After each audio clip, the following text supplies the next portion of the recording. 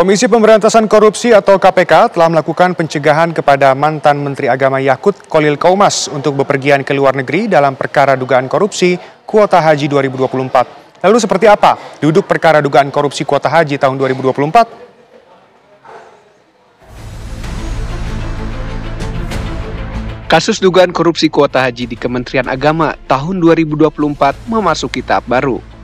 Meski Komisi Pemberantasan Korupsi belum menetapkan tersangka, namun lembaga anti rasuah tersebut masih terus melakukan penyidikan dalam kasus itu.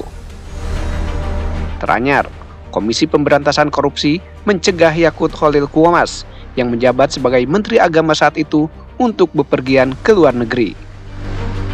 Dalam kasus itu, KPK juga melakukan pencekalan terhadap mantan staf khusus Yakut. Keputusan pencegahan itu tertuang dalam surat keputusan atau SK yang dikeluarkan pada 11 Agustus 2025. Langkah pencegahan dilakukan agar para pihak yang berkait dengan kasus hukum tetap berada di wilayah Indonesia.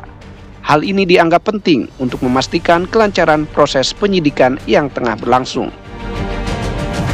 Kalau alasan pencegahan ke luar negeri Gus Yakut ini apa? Ya, apakah pastinya kan kekhawatiran kabur atau seperti apa? Ya, pencegahan itu diperlukan ya, yang pastinya supaya yang bersangkutan tetap berada di wilayah Indonesia sehingga memudahkan di saat dimintai keterangan atau dipanggil oleh penyidik.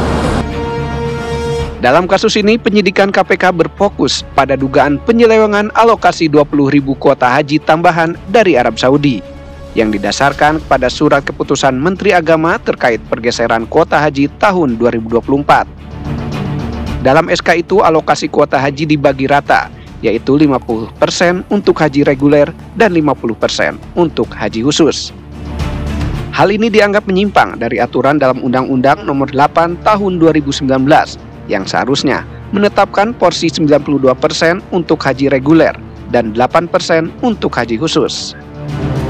KPK mengungkap dugaan kerugian negara dalam kasus dugaan korupsi kuota haji tahun 2024 ini mencapai lebih dari 1 triliun rupiah.